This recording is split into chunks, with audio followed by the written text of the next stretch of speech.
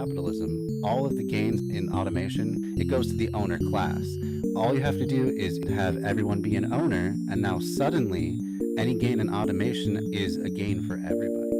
If you grow just one thing, it may not grow as well as if it grows with another thing. A good example of that is called the Three Sisters method of farming. There is definitely multi-apartment buildings or multi-families that do passive design.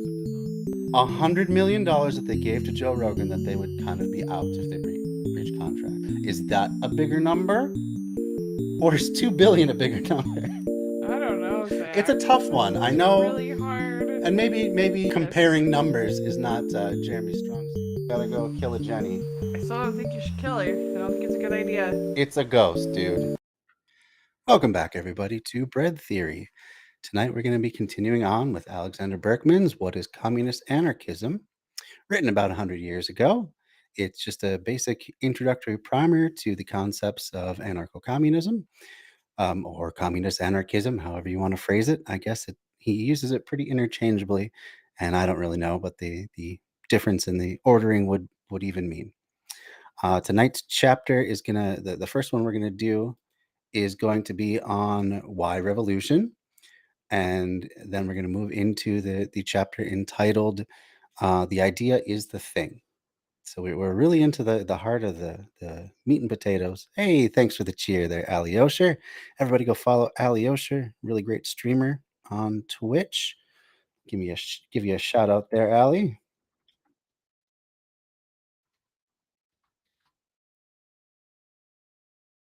All right.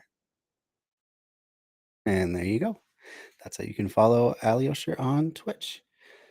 So anyway, we're in the heart of the real meat and potatoes, or the heart or the meat and the potatoes, however you want to phrase it, of Berkman's theory here.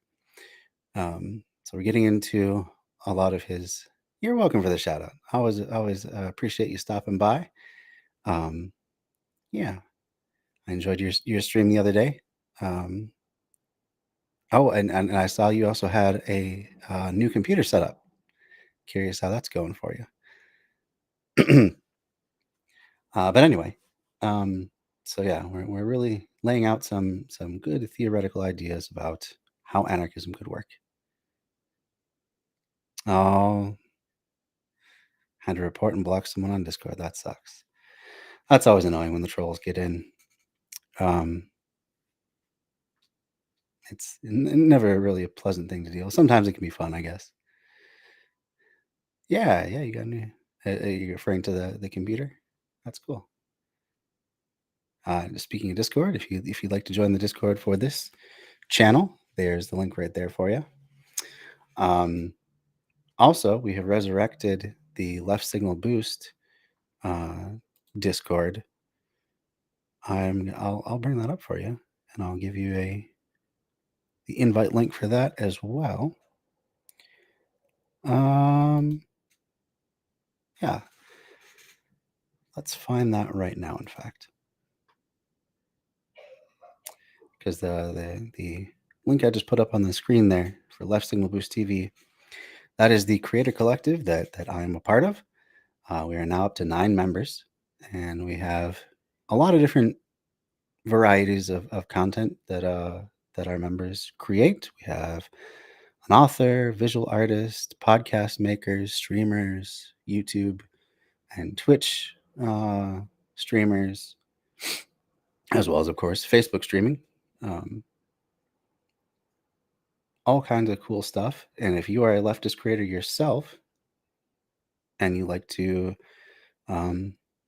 be part of a collective that helps one another kind of boost our reach and share an audience with one another, and you just do what we can to help each other get our messages out there and our content out there, then yeah, go head on over to facebook.com/left signal boost TV, and you can sign up there. It's the pinned post. Shouldn't be too hard to find. You can see all the people that are also members. Just today we had red and green podcast, or green and red, excuse me, podcast sign up. Really great podcast. They do really in-depth political deep dives. They were talking about the war in Ukraine right now. Had a really great international politics analyst on who had some good insights. So yeah, that was our newest member. And then we got a whole bunch more. So definitely check them out. All right, let me see if I can figure out how to share the invite link for this channel.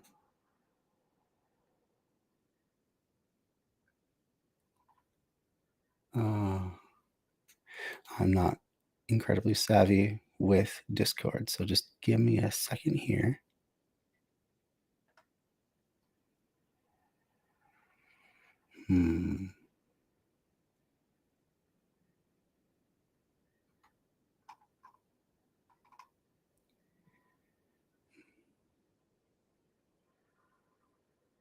Oh, there we go. Create an invite. Jeez.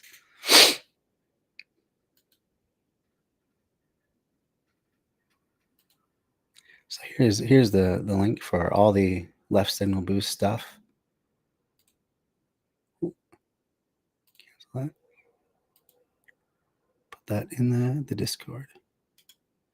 Just got a Discord yourself, Allie. That's cool. Congrats on starting that up. I found it to be a difficult thing to get going. It's just one more social media platform to monitor and check back on and interact with. So it is fun though. And it can be a really nice tool, a way to create community outside of streams and live events and keep conversations going and whatnot.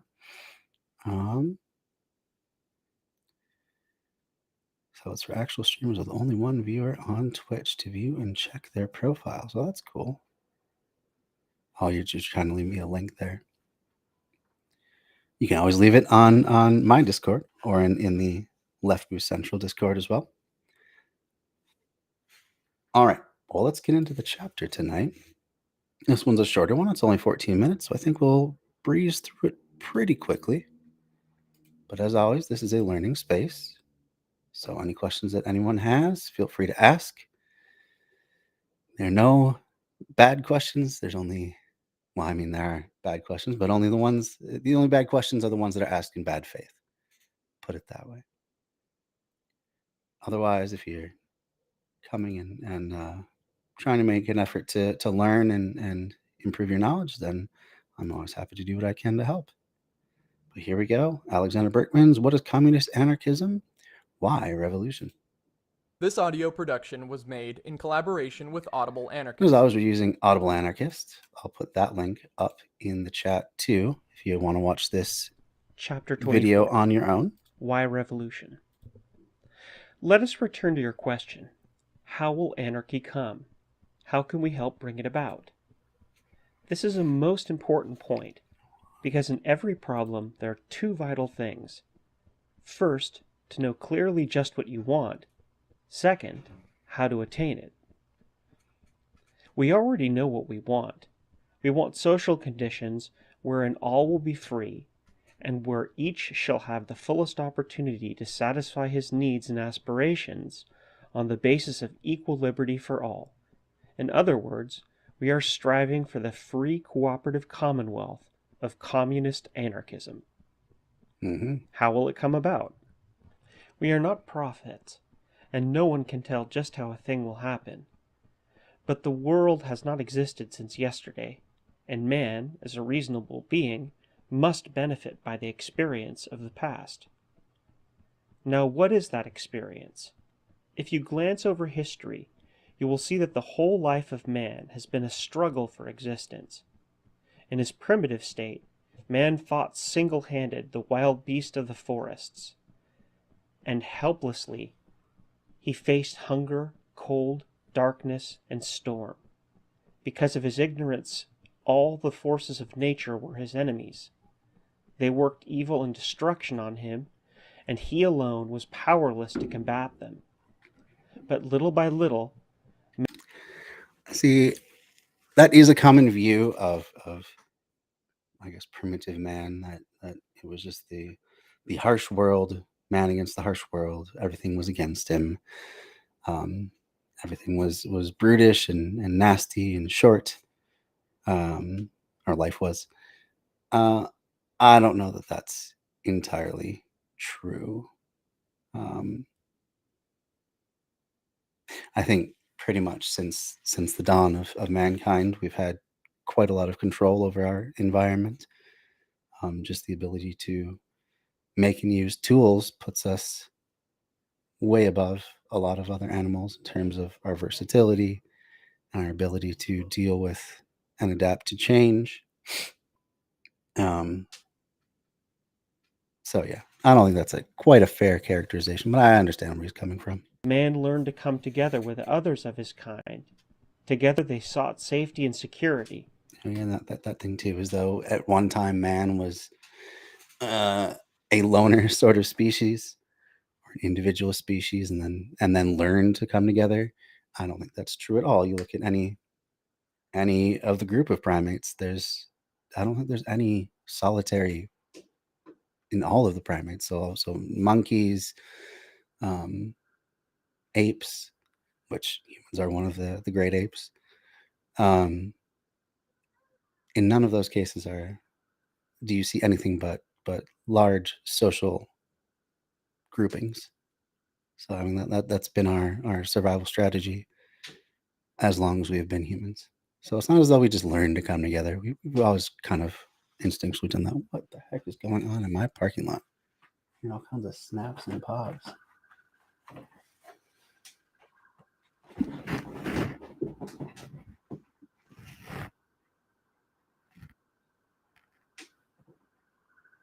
I have no idea what's going on. Sorry about that.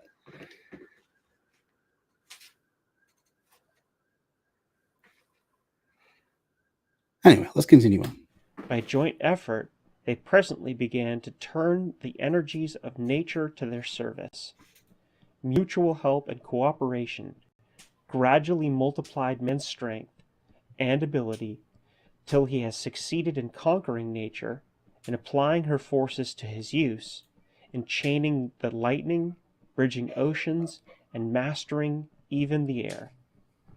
Similarly, the primitive man's ignorance and fear made life a continuous struggle of man against man, of family against family, of tribe against tribe, until men realized that by getting together, by joint effort and mutual aid, they could accomplish more than by strife and enmity. Modern science shows that even animals had learned that much in the struggle for existence. Certain kinds survived because they quit fighting each other and lived in herds, and in that way were better able to protect themselves. Again, that's a bit simplistic. There are different survival strategies. Some animals are just naturally more solitary, and that makes them less of a target in some respects for predators. Because if you have a big herd, that's a pretty easy thing to hear or smell or see as a predator. So that's a survival strategy too. But so I don't know. He's being pretty fast and loose with his conception of evolution. I think he's trying to ground his beliefs in the evolutionary process, but and so that much I would agree that man by evolution is a social being, and that has been mankind's survival strategy. So in that sense, yeah, it makes sense for us to collaborate and work together, because that is how we've survived and gotten this far so far. Against other beasts. In proportion, men substituted joint effort and cooperation in place of mutual struggle. They advanced, grew out of barbarism, and became civilized. Families which had fought each other to the death combined to form one common group. Groups joined and became tribes. Tribes federated into nations. The nations still stupidly kept fighting each other, but gradually they also learned the same lesson, and are now beginning to look for a way to stop the international slaughter known as war. Okay. And I don't think we do ourselves any favors to paint this as just a natural course that human society will progress to a certain point and then will become more collaborative, more egalitarian, more democratic, because people just move from tribes to chiefdoms to kingdoms to, capitalism or capitalist configurations, and then finally into, some sort of anarcho-communism. And it's not just there's no straight line, straight arrow of history that propels us forward. Civilizations become, more repressive and then less repressive, and then they fall apart completely, and then they come back together. Over time and space, different groupings of people, even in the same area, have had different configurations of their societies, and they become more egalitarian or less egalitarian. And I think one of the big takeaways from David Graeber's book, The Dawn of Everything, is that nothing is inevitable. There's no end of history, which in one sense is can be disheartening, because it's not as though we just hold on long enough and keep trying and then inevitably we'll end up in some sort of leftist configuration, then just keep on moving left throughout the arc of history. So we're not inevitably moving towards that, but at the same time, I think that's empowering and freeing, because it gives us a lot more agency, right? I mean, material conditions, history, culture, all sorts of things can shape the way that a society is configured. But part of that is human intention. Humans have to intentionally configure things in a way, definitely within the constraints of their material abilities and what they have access to. But nonetheless, it's not all just nature. There's plenty of nurture in there as well that goes into making any society. So that gives us back a lot of agency, thinking of things that way. Because if we can make things differently, if things aren't just inevitably set on rails to go in a certain direction forever, then there really is the possibility for us to collectively make a change. So I know that Berkman's conception of things is still pretty common, that things just move in this one direction from, primitive hunter-gatherers all the way up through modern civilizations, and that things are just inevitable. But I don't think it is.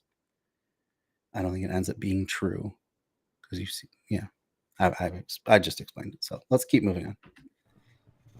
Unfortunately, in our social life, we are yet in a condition of barbarism, destructive and fratricidal. Group still combats group, class fights against class. But here also men are beginning to see that it is senseless and ruinous warfare. That the world is big and rich enough to be enjoyed by all, like sunshine, and that a united mankind would accomplish more than one divided against itself.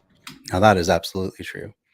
We've talked many times going through this book about how much capitalism destroys innovation through things like patents, through things like buying up or shutting down or just wiping out in one way or another any sort of competition, by just never giving the chance to a lot of ideas, because they come from people that don't have the financial means to ever see them through. Capitalism makes us all technologically and intellectually impoverished compared to what we could be if we didn't have these barriers put in place and we didn't have all the gains going to a select few people. What is called progress is just a realization of this, a step in that direction. The whole advance of man consists in the striving for greater safety and peace, for more security and welfare. Man's natural impulse is toward mutual help and joint effort. His most instinctive longing is for liberty and joy.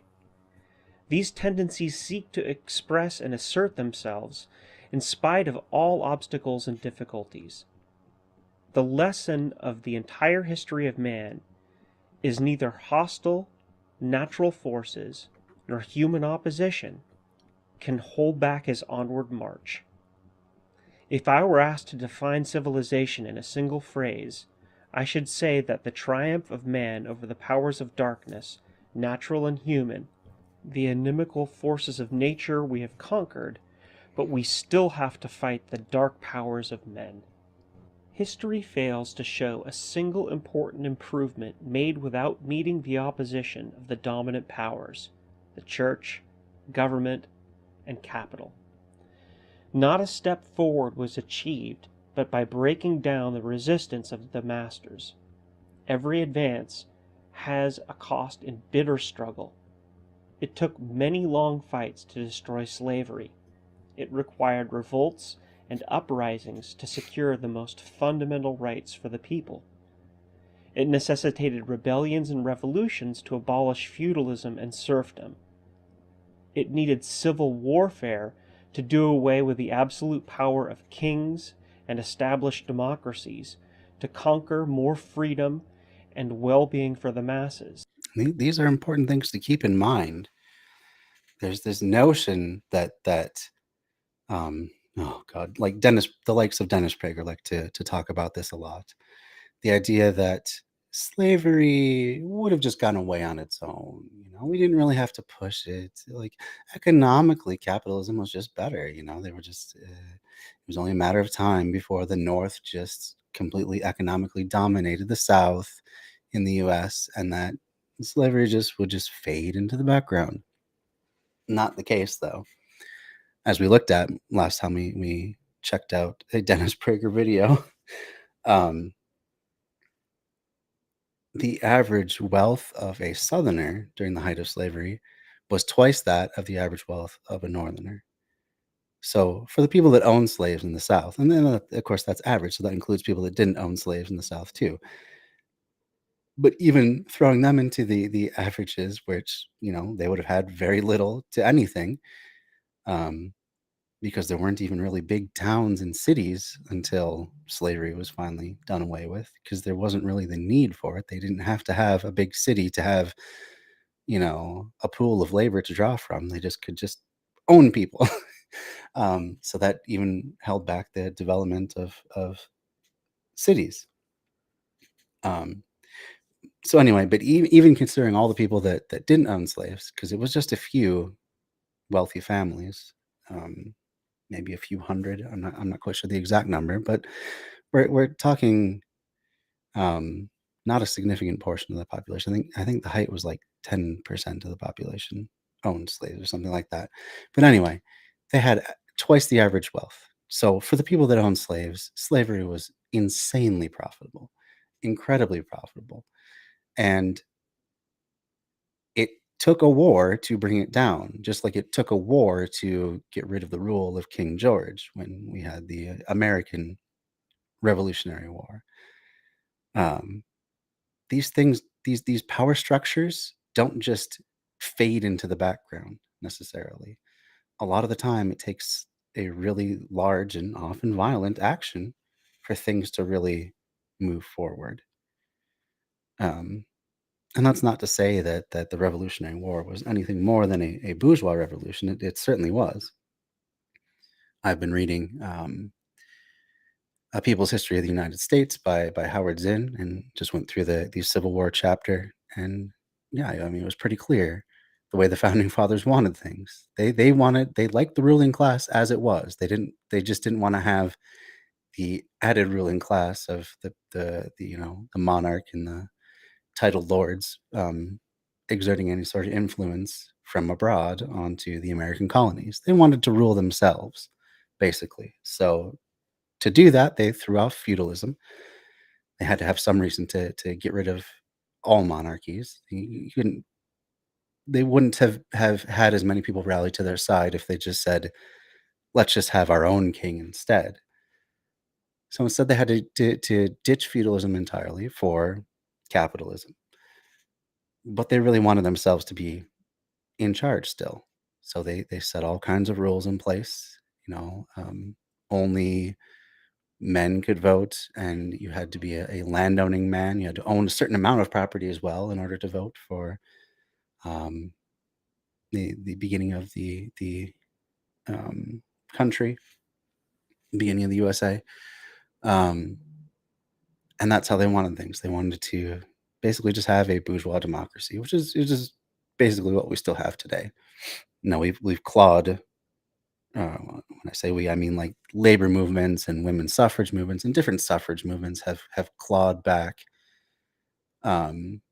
pieces of that original power, and of course the Civil War clawed a bunch of power away from those white landowners.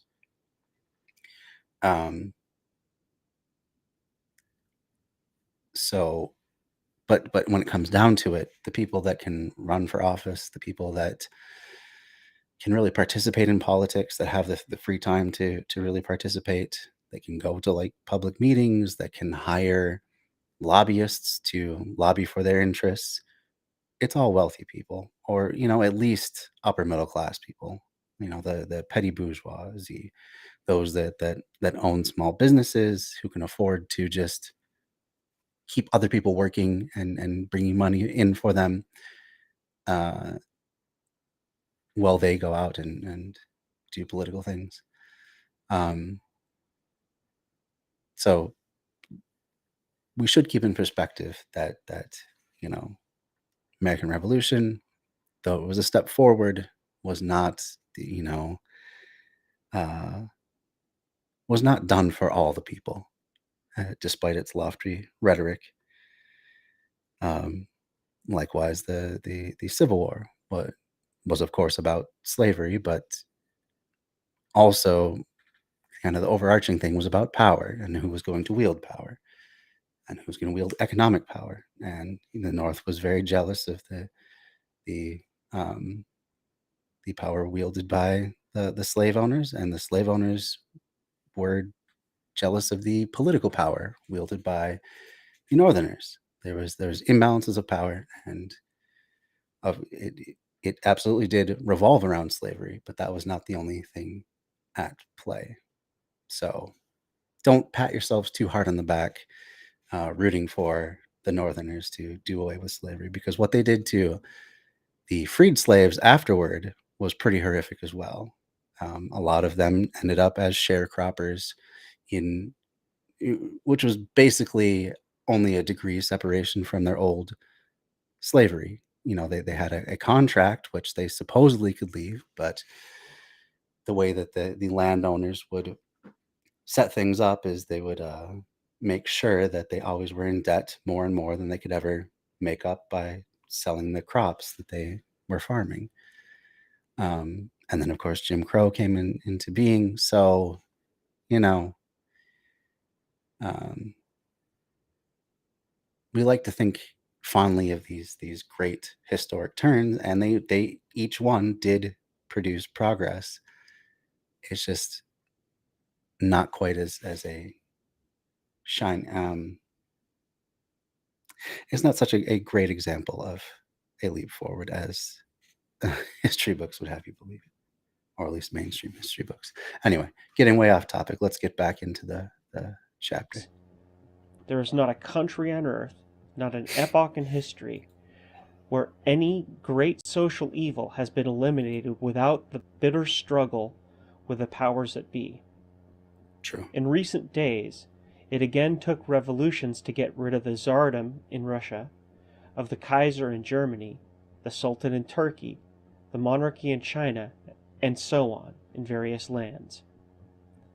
There is no record of any government or authority, of any group or class in power, having given up its mastery voluntarily. In every instance, it required the use of force, or at least the threat of it. Is it reasonable to assume that authority and wealth will suddenly experience a change of heart, and that they will behave differently in the future than they had in the past? Your common sense will tell you that it is a vain and foolish hope. Government and capital will fight to retain power.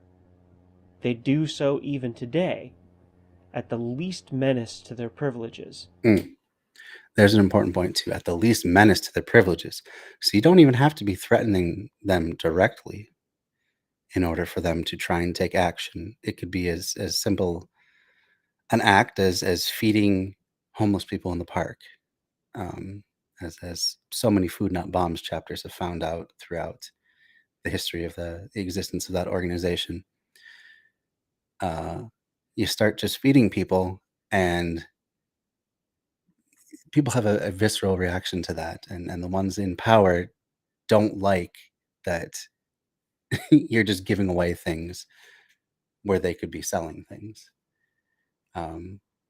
And of course, they don't like homeless people either, and they have a lot of prejudices against them as well. But that's the thing. Like, I believe in a more peaceful sort of revolution. I believe in one where we just start providing for each other. We set up as many mutual aid networks as possible. We build dual power. Based on the idea that the government has failed in providing the necessities of life for all of its citizens. So we're going to take that into our own hands and do that. And at the same time, bleeding a lot of the levers of control away from the centers of power to make, work or starve less of a threat, to make the idea that you have to have a certain income in order to make it less of a threat, because we're going to provide to one another those basics of life as much as we can. But I'm not so naive to believe that doing that sort of thing in a significant way won't cause the powers that be to come down on the heads of those sorts of revolutionaries. I think they will look for any reason they can to do that sort of thing. Ordinances against feeding people in the park, or making it illegal to give people a ride without them paying for it. They'll come up with ways to try and push everything back into the capitalist system, even if you're trying to move away from it collectively, because they know that takes away their power in a very real way. We saw recently with COVID and people not wanting to go back to work, either because they had good unemployment insurance, and they were making more money than they were previously, or just because they were just fed up with menial labor, and they're moving with family or friends or whatever to avoid having to get these terrible entry level jobs. And we saw how much that scared employers. And they were really railing against the government to step in and remove all sorts of unemployment insurance benefits, to do whatever they could to lean on the workforce that was, or the potential workforce, I guess, to get them back into these low paying jobs so they could continue profiting hugely off of that labor. So we see in that example both our tremendous power when we actually do things collectively, even if there wasn't any necessarily an anti-work movement that was at the core of people not going back to these terrible jobs. And it was just a bunch of individual choices of like, this is a better situation, or I'm just not going to accept this terrible situation at this entry level job. But we see the tremendous power in that.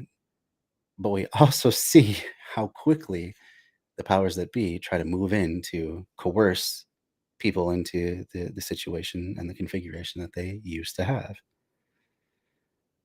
So I think that would probably hold true no matter how you were trying to get away from the powers that be and get out from under their thumb. But I still think there's value in doing things that way, not least of which you're not the one to be the aggressor. So if it comes to violence, it's not going to be because of you. It's going to be because of, them sending in the police to break up mutual aid networks, or using COINTELPRO to break these networks apart, or it'll be them initiating the force. And I think there's a lot of good there's a lot of good reasons to take the higher ground, at least. Not least of which because I think it's to have a really good and permanent revolution, I think you need to include as many people as possible. You can't just rely on the minimum number to topple the current power structure. You really have to have a lot of buy-in, and you have to have a lot of people with a lot of experience living in a way that is different from the current configuration. And by building these mutual aid networks, by building dual power, you do give people that experience. So I think overall it gives you a better shot at a permanent sort of revolution and walk away from the current power structure under capitalism. Continuing on, though. They will fight to the death for their existence. That is why it is no prophecy to foresee that someday it must come to a decisive struggle between the masters of life and the dispossessed classes. As a matter of fact, that struggle is going on all the time. There is a continuous warfare between capital and labor. That warfare generally proceeds in the so-called legal form, but even these erupt now and then in violence, as during strikes and lockouts, because the armed fist of the government is always at the service of the masters, and that fist gets into action the moment capital feels its profits threatened. Mm-hmm. Then it drops the mask of mutual interests and partnership with labor and resorts to the final argument of every master, to coercion and force. Yep. It is Absolutely therefore true. certain that government and capital will not allow themselves to be quietly abolished if they can help it, nor will they miraculously disappear of themselves, as some people pretend to believe. It will require... These are the reformists who believe that they will just fade away, that we can just reform ourselves to a socialist society in whatever configuration that looks like. And so far they have been wrong. There has not been any examples of socialism that has come about through pure reform of capitalist systems, because ultimately capitalism will only serve the capitalist masters. You can make it kinder and gentler. You can redistribute some of the gains from it and staunch some of the bleeding that it inflicts on the lower classes. But you can't do away with it entirely, and you can't change its base structure. And its base structure is to reinforce capital and capitalists, people with money and ownership over things. So it can't just be reformed away. We can get to a much better place. Make no mistake. We could have, a Scandinavian sort of progressive liberal paradise. We could have that sort of society if we so chose. We're never going to quite cross that finish line. Not through just reform. Only thing that could end up working is going outside the system, and that's what building dual power is. That's working outside the system. That's building the new system in the rotting husk of the current one. All right, moving on. require a revolution to get rid of them. There are those who smile incredulously at the mention of revolution. Impossible, they I like that closed captioning. It's incredulously, everybody. say confidently. So did Louis XVI and Marie That'll be Antoinette Louis of France XVI, think yeah. only a few weeks before they lost their throne, together with their heads. So did the nobility of the court of Tsar Nicholas II believe on the very eve of the upheaval that swept them away. It doesn't look like revolution, the superficial observer argues. But revolutions have a way of breaking out when it doesn't look like it. The more far-seeing modern capitalists, however, do not see. Yeah, there's a lyric by Michael Franti of Spearhead that I like a lot. And he says, revolution never sends you an omen. Revolution never gives you a warning. Revolution just arrived like the morning. I think that's very true. Like things look pretty stable most of the time. And then all of a sudden they can be vastly different. I mean, that's kind of the beginning of what started happening at Occupy. I don't even know if there was any particular flashpoint for that. It just seemed to kind of arrive and manifest itself. And once it did in one place, it spread all over the country. And I mean, had it kept going, it'd be really interesting to try and figure out where it was headed, and if it hadn't been crushed by, again, the powers that be, where it could have led. But I think that's a good way of looking at it. That it can seem as though things are as they always have been, and then tomorrow everything can be different. And that, certainly talking about, say, like the Russian revolutions around this time, that is exactly what happened. Had a stable monarchy for a long, long time. And then all of a sudden, things were in open revolt, and then they instituted a more liberal democracy government. And then within a year, the people revolted against that, and brought about the Soviet Union. So things can change really quickly.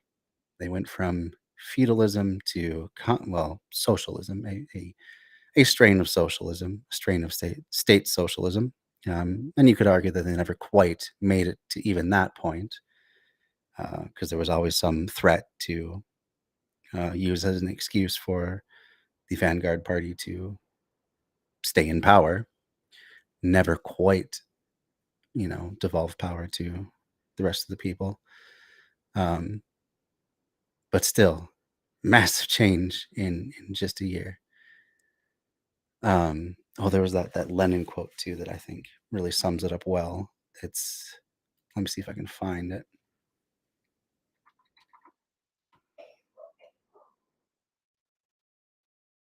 It was something like there was years or months. Let me see if I can find it.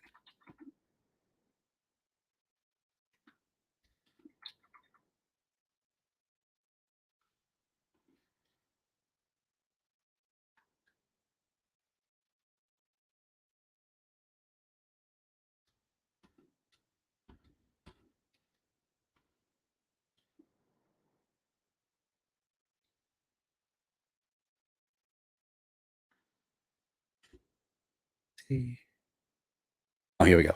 There are decades where nothing happens, and there are weeks when decades happen. And that was certainly his experience too, considering how quickly that those two revolutions, just one after another, happened.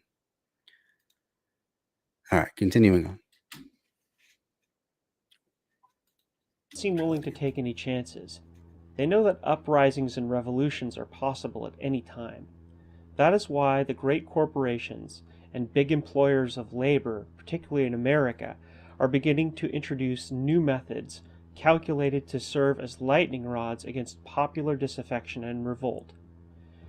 They initiate bonuses for their employees, profit sharing, and other similar methods designed to make the worker more satisfied and financially interested. You'll see these little concessions they'll met out when they're this means feeling threatened. Temporarily blind the proletarian to his true interests, but do not believe that the worker will forever remain content with wage slavery, even if his cage is slightly gilded from time to time.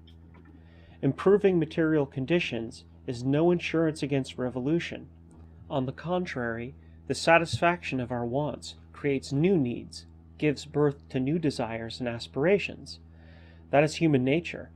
That is what makes improvement and progress possible. Labor's discontent is not to be choked down with an extra piece of bread, even if it be buttered. That is why there is more conscious and active revolt in the industrial centers of better situated Europe than in backward Asia and Africa. The spirit of man forever yearns for greater comfort and freedom, and it is the masses who are the truest bearers of this incentive to further advancement. The hope of modern plutocracy to forestall revolution by throwing a fatter bone to the toiler now and then is illusory and baseless. The new policies of capital may seem to appease labor for a while, but its onward march cannot be stopped by such makeshifts. The abolition of capitalism is inevitable, in spite of all I wish it schemes was. and resistance, Well, and it I will guess I be don't. accomplished only by revolution. I'm glad we have agency. A revolution is similar to the struggle of man against nature. Single-handed, he is powerless and cannot succeed. By the aid of his fellow men, he triumphs over all obstacles. Can the individual worker accomplish anything against the big corporation? Can a small labor union compel a large employer to grant its demands? The capitalist class is organized to fight against labor. It stands to reason that a revolution can be fought successfully only when the workers are united, when they are organized throughout the land, when the proletariat of all countries will make a joint effort, for capital is international, and the masters always combine against labor in every big issue. That is why, for instance, And there's a very good point in that. The idea that a true socialist revolution, in whatever form it takes, can only happen on a global scale. Because if you leave any big capitalist powers behind, they will immediately attack you. And this was seen with the Soviet Union. This was seen not as much, I guess, with China, it being such a big and powerful country to begin with. But there was a lot of proxy wars that were fought with China, with when we, the Korean War, the Vietnamese War, or Vietnam War, these sorts of things.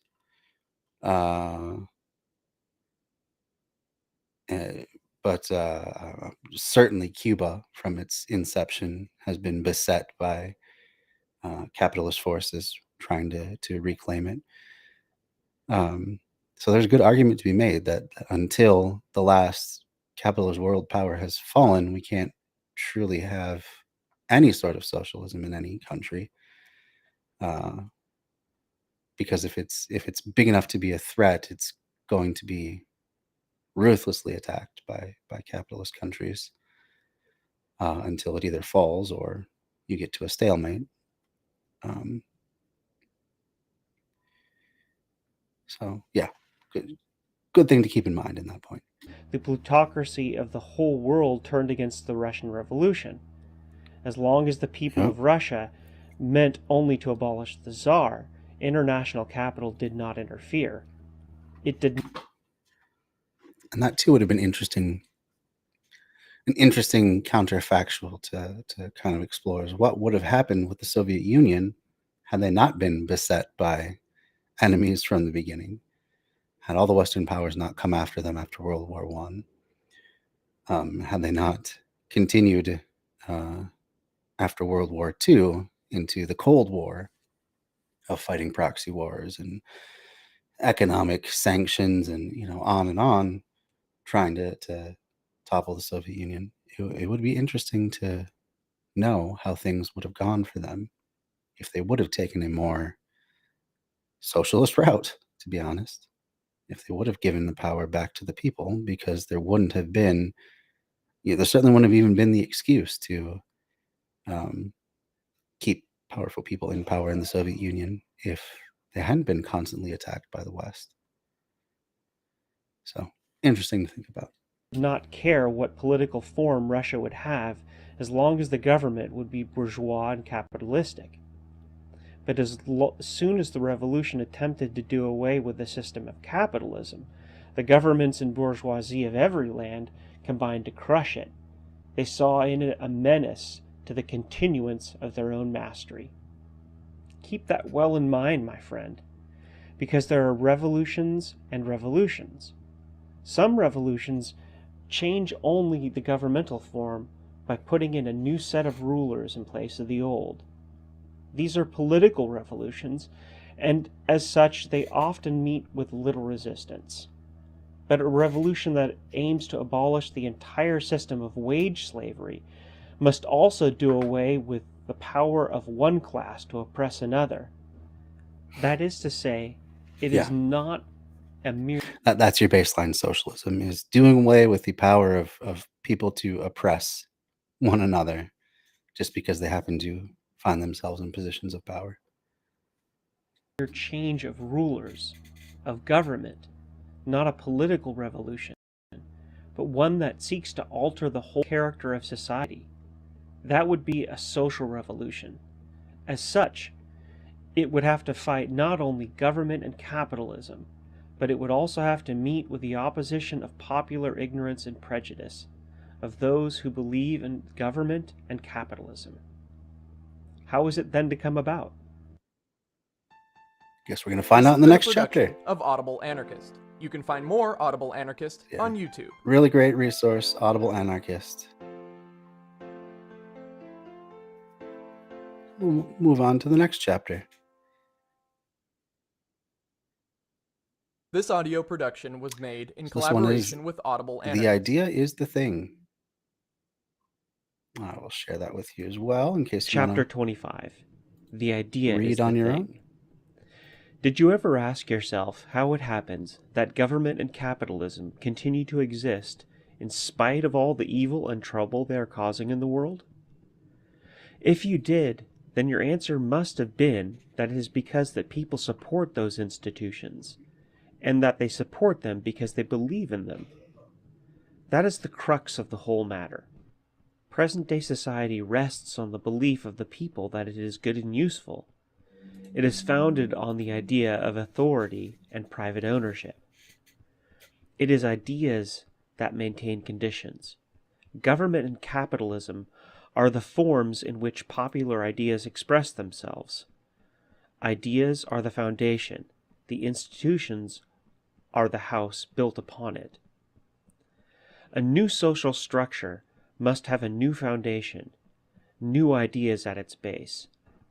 However you may change the form of an institution, its character and meaning will remain the same as the foundation on which it was built. Look closely at life and you will perceive the truth of this.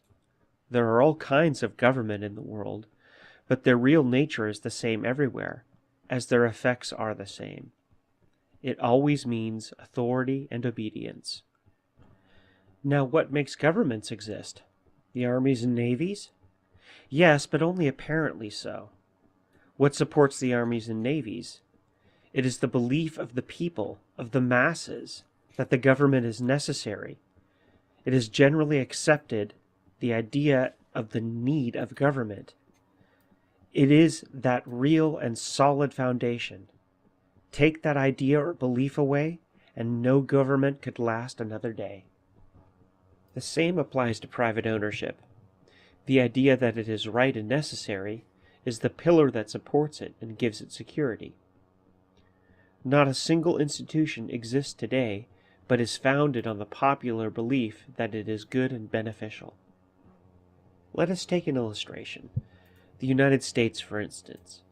Ask yourself why revolutionary propaganda has been of so little effect in that country, in spite of 50 years of socialist and anarchist effort. Is the American worker not exploited more intensely than labor in other countries? Is political corruption as rampant in any other land? Is the capitalist class in America not the most arbitrary and despotic in the world?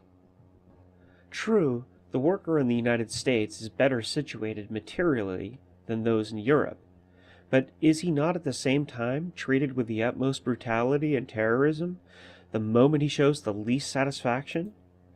Yet the American worker remains loyal to the government and is the first to defend it against criticism. He is the most devoted champion of the grand and noble institutions of the greatest country on earth. Why? Because he believes that they are his institutions, that he, as sovereign and free citizen, is running them, and that he could change them if he so wished. It is his faith in the existing order that constitutes the greatest security against revolution. His faith is stupid and unjustified, and someday it will break down, and with it American capitalism and despotism.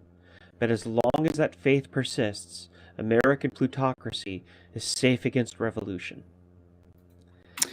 Yeah, I would have to agree with people who have said that America is one of the most propagandized countries in the world. It's just ingrained into everything we do. And of course, the laws about advertisement are pretty loose. We've always had very loose business regulations compared to the rest of the world. Yeah, I was reading The Jungle by Upton Sinclair recently, and they were talking about how there's all sorts of ways that they were adulterating the food in these packing houses that were not allowed in Europe even at that time.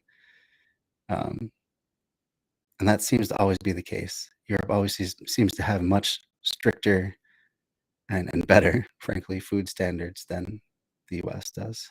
We love our scientific breakthroughs, even if it ends up coming at the cost of human health in the long run. So yeah, we'll just spray anything on any field. We'll allow all sorts of additives that they don't allow other places. We'll allow all sorts of claims about nutritional supplements that are dubious at best a lot of the time. Yeah, there are many ways in which and I think it's usually pinned to free speech laws.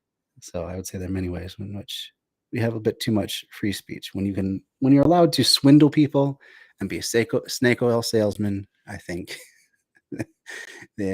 keeping the public health and safety strong is a more important task than ensuring anyone can say absolutely anything they want. As men's minds broaden and develop, as they advance to new ideas and lose faith in former beliefs, institutions begin to change and are ultimately done away with. The people grow to understand that these former ideas were false, and that they were not true but prejudice and superstition. In this way, many ideas, once held to be true, have become to be regarded as wrong and evil. Thus, the idea that the divine right of kings, of slavery and serfdom. There was a time when the whole world believed that those institutions to be right, just, and unchangeable. Mm-hmm. In the measure that those superstitions and false beliefs were fought by advanced thinkers, they became to be discredited and lost their hold upon the people. And finally, the institutions that incorporated those ideas were abolished. Highbrows will tell you that they had outlived their usefulness, and that therefore they died. No. They had to be But fought how did they against mightily. outlive their usefulness? To whom were they useful? And how did they die? We know already that they were useful only to the master class, and that they were done away with by popular uprisings and revolutions. Why did not the old and effete institutions disappear and die off in a peaceful manner? For two reasons. First, because some people think faster than others, so that it happens that a minority in a given place advance their views quicker than the rest. The more that minority will become imbued with new ideas, the more convinced of their truth, and the stronger they will feel themselves. I'm not sure that I agree entirely with that framing of it. He makes it sound like some people are just, naturally smarter and more progressive in their thinking. And I think I would say the case is more so that in any given society, especially where there's a lot of strict control over people's lives, a lot of propaganda thrown around, that people are kept from thinking outside of a certain bounds. And inevitably, some people will think outside that bounds, even if they're told to. That doesn't make them better or more progressive or smarter, even. That's just a natural. I can't think of a good word for it, but it's just going to happen that people are going to rub up against these hard edges of where you're allowed to think and where you're not. And then over time, these ideas start catching on. Like, it's kind of like putting a grain of sand in a clam. It agitates and it agitates, and over time, eventually it builds a beautiful pearl, which would be the idea coming to light. But it takes this long agitation for things to really develop. But most of the time, people just operate within the system because they're constantly pushed to do so. And a lot of times they don't have the breathing room to even do anything different. They're just focused on baseline survival and getting through the next day and getting to that next paycheck or to that next time when they can have a little bit of respite or fun with their family or friends or whatever, that they don't really have the ability to look up and look around and really analyze things on any sort of a deeper level, or let alone question the entire system entirely or as a whole. That's more how I would characterize it than the way Berkman did. The sooner they will try to realize their ideas, and that is usually before the majority have come to see the new light, so that the minority have to struggle against the majority, who still cling to old views and conditions. And depending on how repressive your society is, that minority might get bashed down time and time again, like completely. They may systematically just root you out of society, but the thing is, that doesn't change the material conditions. That will continue to agitate and bring up more people that end up thinking outside of the system again, and then you have to smash them down again. And then, because again, the conditions haven't changed, another group will rise up and be like, hey, this is BS. We don't agree with this system. So that's the price of having a extremely repressive society, is that you create the conditions of the people that will eventually overthrow you, because eventually enough people will say, I have had enough. There'll be some big event that will spur things on, or at least be a flashpoint, and then a lot of people will rise up at once, and then a lot of people will overthrow that system. Anyway, continuing on. Second, the resistance of those who hold power. It makes no difference whether it is the church, the king, or a Kaiser, a democratic government or a dictatorship, a republic or an autocracy. Those in authority will fight desperately to retain it, as long as they can hope for the least chance for success. And the more aid they can get from the slower thinking majority, the better the fight they can put up. Hence the fury of revolt and revolution. The desperation of the masses, their hatred for those responsible for their misery, and the determination of the lords of life to hold on to their privileges and rule, combined to produce the violence of popular uprisings and rebellions. But blind rebellion without definite object and purpose is not revolution. Revolution is a rebellion become conscious of its aims. Revolution is social when it strives for a fundamental change. As the foundation of life is economics, the social revolution means the reorganization of the industrial, economic life of the country, and consequently also the entire structure of society. But we have seen that the social structure rests upon the basis of ideas, which implies that changing the structure presupposes changed ideas. In other words, social ideas must change first before a new social structure can be built. The social revolution, therefore, is not an accident, not a sudden happening. There is nothing sudden about it, for ideas don't change suddenly. They grow slowly, gradually, That's like very a true. plant or a flower.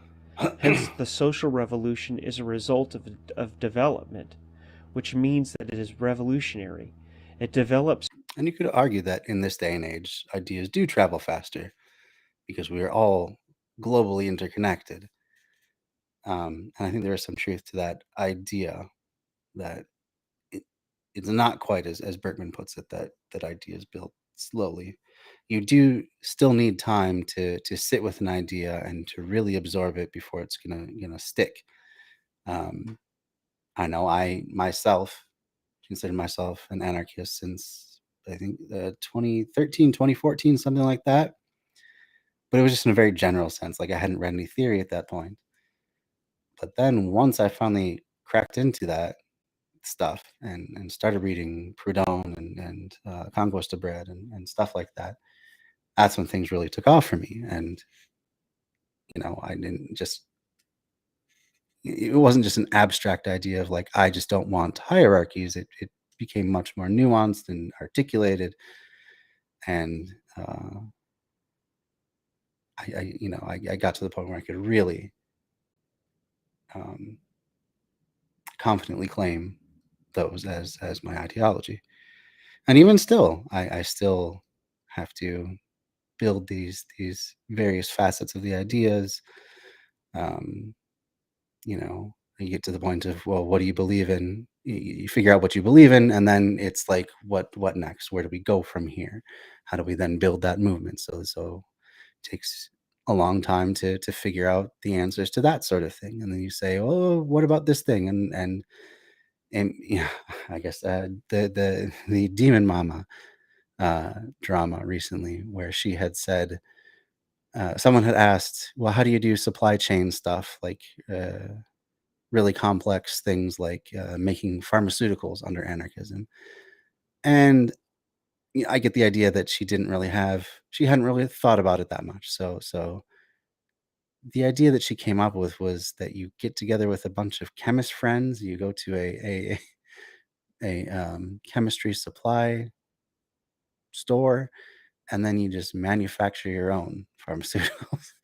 um, it was a silly idea, and unfortunately, she seems to have doubled down on that. Um, but it's that sort of thing. Like you get to a point where there's something that you hadn't really considered, and so then, you only have maybe a sketch of an idea of how to solve that in your mind. But then someone brings it up, say in a chat or something, and then you have to actually go put some work into it, and developing that idea then takes a while. So there is a lot of truth to what Bergman is saying, that ideas do take a while to develop, especially more complex ones. And that's a good reason that under permaculture, in the permaculture framework, it said that you design from the patterns to the details. And I think that's a good way of approaching theory as well. You want to get the really big stuff right first. Like, what do I believe overall? Do I want a more egalitarian society? Do I think that some people just inherently need to be ruled? God, I hope not. But you have to at least suss that out, what you believe first, and then you start honing in. And you're like, okay, well, here's a bunch of philosophies that purport to agree with me in these cases. Which one of them should I choose? Well, you have to take a look at each one of them. And then you start going into, well, there's different flavors of each of these. There's many, many kinds of anarchism. And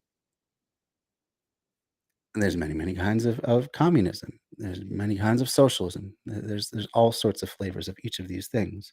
So which one aligns? You keep drilling down, and each time you're bringing that picture of what you really believe into better and better focus. You go from the patterns to the details. So yeah, a lot of applicability with permaculture to just studying theory and developing your ideas of how the world is and should be. To the point when considerable numbers of people have embraced the new ideas and are determined to put them into practice.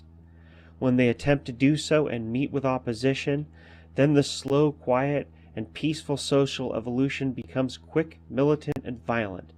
Evolution becomes revolution. Bear in mind, then, that evolution and revolution are not two separate and different things. Still less are they opposites, as some people wrongly believe. Revolution is merely the boiling point of evolution. Because That's a good revolution way is of putting it. evolution at its boiling point, you cannot make a revolution any more than you can hasten the boiling of a tea kettle. It is the fire underneath that makes it boil. That does seem to have a lot of truth to it. Once there is, an uprising, a labor revolt, all these sorts of things tend to have a flashpoint. And it's not even necessarily the most important thing or like the most emblematic thing. It's just like the final straw that pushes a bunch of people into action that then carry a lot more people into action. And eventually you have an entire walkout of a building, or you have an entire occupation of a capital, or what have you. It tends to be these small flashpoints that are just stand-ins for the larger thing. It's like how George Floyd, an incredible tragedy, but at the same time, just one more example of egregious police overreach and public execution of Black men just because they can and get away with it. So in that sense, it wasn't so different from any other of these points, but it launched it was the flashpoint for the largest series of protests on Earth that we've ever had. So yeah, that's a really good way of putting it. It's the, he talks about the fire underneath the kettle that makes it boil. It goes from one state to another. That's the idea of the flashpoint that propels a revolution forward. So all the groundwork is there already. All the impetus for great change is already there in all the people. But it really takes that one thing to kick it off and to move people into action. How quickly it will come to the boiling point will depend on how strong the fire is. The economic and political conditions of a country are the fire under the evolutionary pot. The worse the oppression, the greater the dissatisfaction of the people, the stronger the flame. This explains why the fires of social revolution swept Russia, the most tyrannous and backward country, instead of America, where industrial development has almost reached its highest point, and that in spite of all the learned demonstrations of Karl Marx to the contrary. We can see then that revolutions, though they cannot be made, can be hastened by certain factors, namely by pressure from above, by more intense political and economical oppression, and by pressure from below, by greater enlightenment and agitation. These spread the ideas, they further the evolution, and thereby also the coming of revolution. But pressure from above, though hastening revolution, may also cause its failure, because such a revolution is apt to break before the evolutionary process has been sufficiently advanced. Coming prematurely, as it were, it will fizzle out in mere rebellion, that is, without clear, conscious aim and purpose. At best, rebellion can only secure some temporary alleviation. The real causes of strife, however, remain intact and continue to operate to the same effect, to cause further dissatisfaction and rebellion. Summing up what I have said about revolution, we must come to the conclusion that 1. A social revolution is one that entirely changes the foundation of society, its political, economic, and social character. 2. Such a change must first take place in the ideas and opinions of the people, in the minds of men. 3. Oppression and misery may hasten the revolution, but thereby may also turn it into failure. Because of lack of evolutionary preparation, it will make real accomplishment impossible. 4. Only that revolution... people have to be convinced that change is possible, or they're just going to accept their fate as inevitable. So that's a very good point, yeah. revolution can be fundamental, social, and successful, which will be the revolution of a basic change of ideas and opinions. From this, it obviously follows that the social revolution must be prepared in the sense of furthering the evolutionary process, of enlightening the people about the ideals of present-day society, and convincing them of the desirability and possibility of justice and practicability of a social life based on liberty, prepared, moreover, by making the masses realize very clearly just what they need and how to bring it about. Such preparation is not only an absolutely necessary preliminary step, therein also lies the safety of the revolution, the only guarantee of its accomplishing its objectives. It has been the fate of most revolutions, as a result of lack of preparation, to be sidetracked from their main purpose, to be misused and led into blind outings. Russia is the best recent illustration of it. The February Revolution, which sought to do away with autocracy, was entirely successful. The people knew exactly what they wanted, namely the abolition of Tsardom. All the machinations of politicians, all the oratory and schemes of the Lulovs and Miliukovs, the liberal leaders of those days, could not save the Romanov regime in the face of the intelligent and conscious will of the people.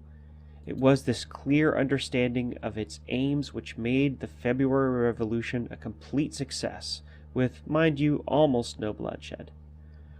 Furthermore, neither appeals nor threats by the provisional government could avail against the determination of the people to end war.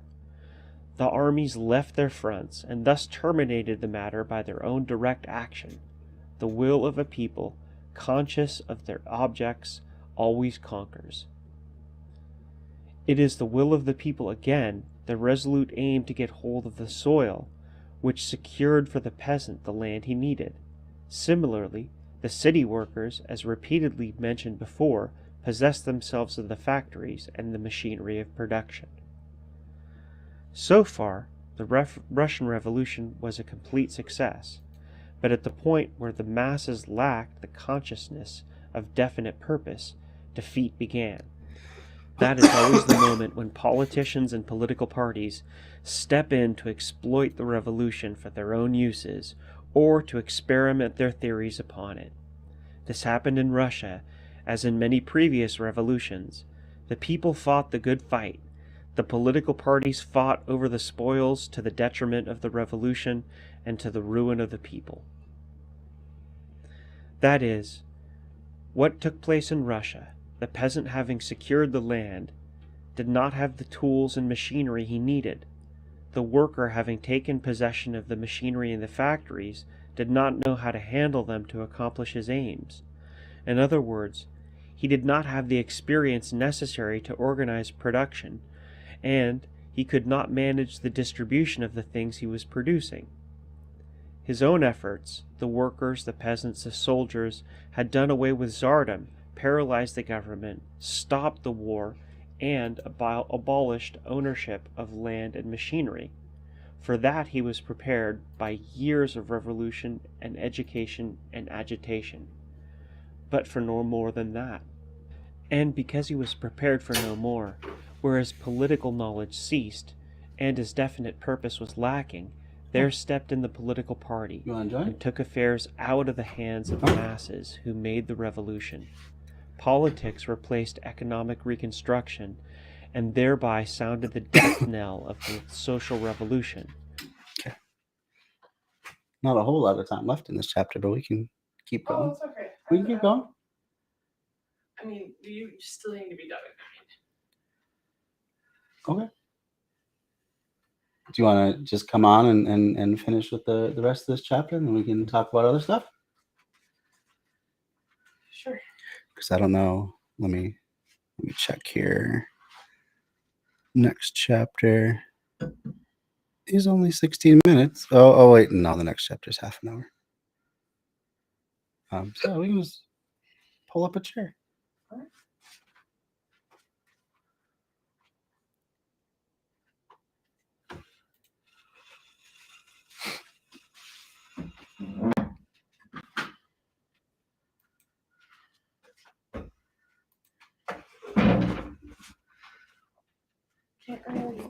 I'm sorry.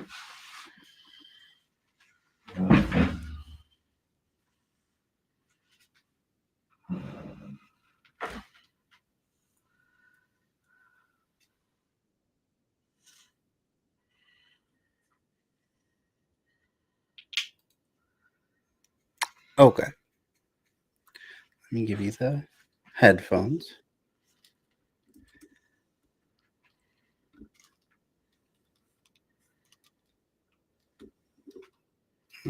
I'm getting them all tangled up here. Here you go.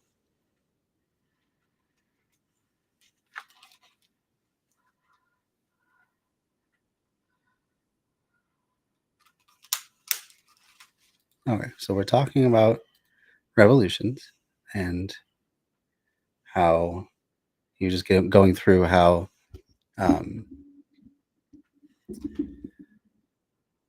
a revolution comes when the evolution of people's thoughts and ideas boils over, usually from some sort of a flashpoint or something like that. Mm-hmm. And so they're not opposite ideas. It's not either your ideas evolve or you have just a complete revolution and overthrow the current system.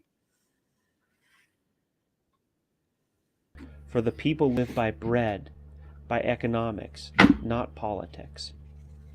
Food and supplies are not created by decree of party or government. Legislative edicts don't till the soil. Laws can't turn the wheels of industry.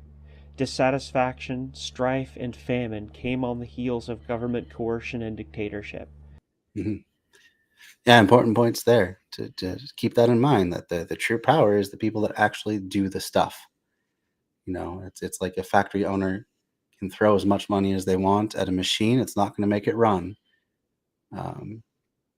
Any sort of business owner can try and have money work for them, but unless that money is going to real people who use their labor in one way or another, even if we were to say automate an entire McDonald's and have, you know, McBots serving you your Happy Meals automatically, and all the the machine that pumps out the chicken nugget and fries it and, you know, passes it to the next machine, all that sort of thing.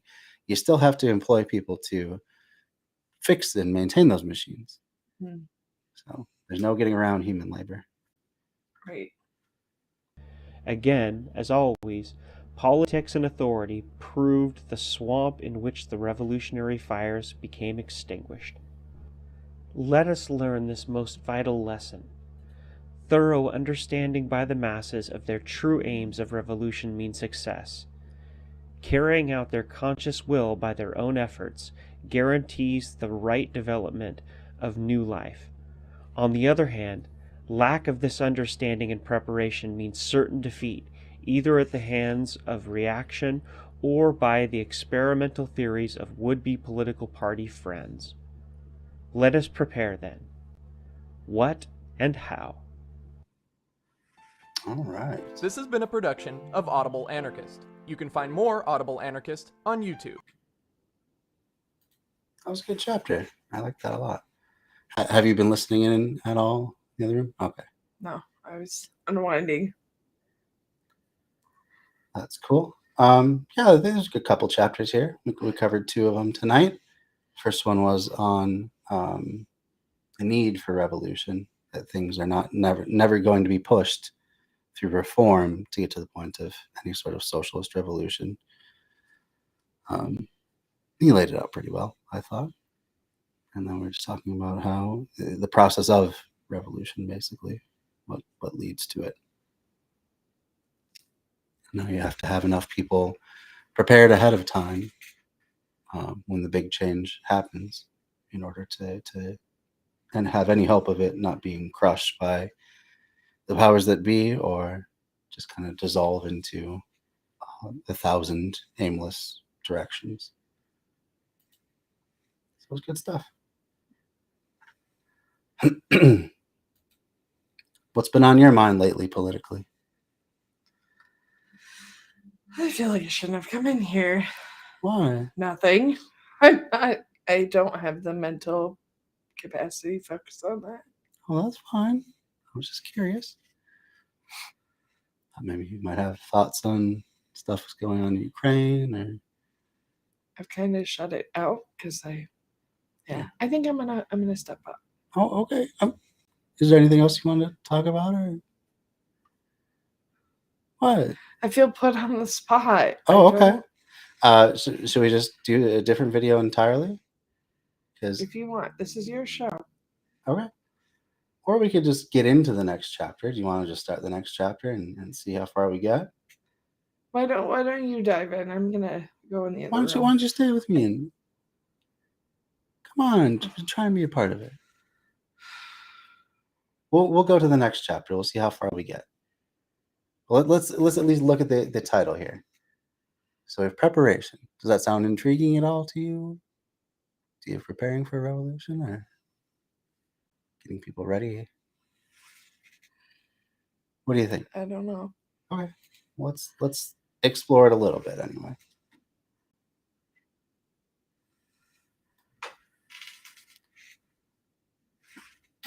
Pause it there.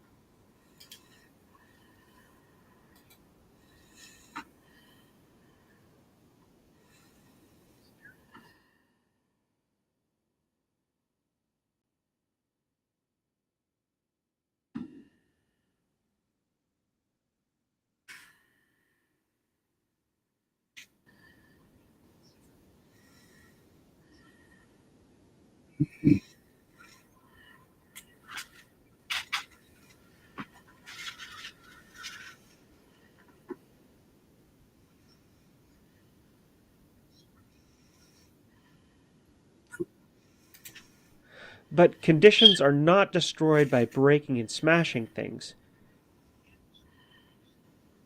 The machinery in mills and factories, can you? You won't destroy government by setting fire to the White House. To think of revolution in terms of mere violence and destruction is to misinterpret and falsify the whole idea of it. In practical application, such a conception is bound to lead to disastrous results. When a great thinker like the famous anarchist Bakunin speaks of revolution as destruction, he has in mind ideas of authority and obedience which are to be destroyed.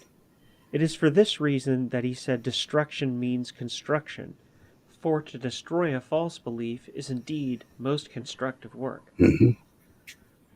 But the average man, and too often even the revolutionist, thoughtlessly talks of revolution as being exclusively destructive in the physical sense of the word. That is a wrong and dangerous view. The sooner we get rid of it, the better. Revolution, and particularly social revolution, is not destruction, but construction. This cannot be sufficiently emphasized, and unless we clearly realize it, revolution will only remain destructive and thereby always a failure. Naturally, revolution is accompanied by violence, but you might as well say that building a new house in place of an old one is destructive because you have to first tear down the old one. Hmm. Revolution is the culminating point of a certain evolutionary process. It begins with a violent upheaval. It is the rolling up of your sleeves preparatory to starting the actual work. That reminds me a lot of in State and Revolution, where Lenin talked about how in order to have a worker state, you couldn't just take the current power structure and turn it into that. You had to destroy the bourgeois state in order to rebuild a worker state. So it's the idea that we can't just recreate what we have now, or we're just going to get back to the same point. We have to tear it down and then build up again. How does that concept sit with you? I can't. I'm Oh. I'm too checked out. Okay, that's fine. Well, we'll try this another time. Thanks for being on.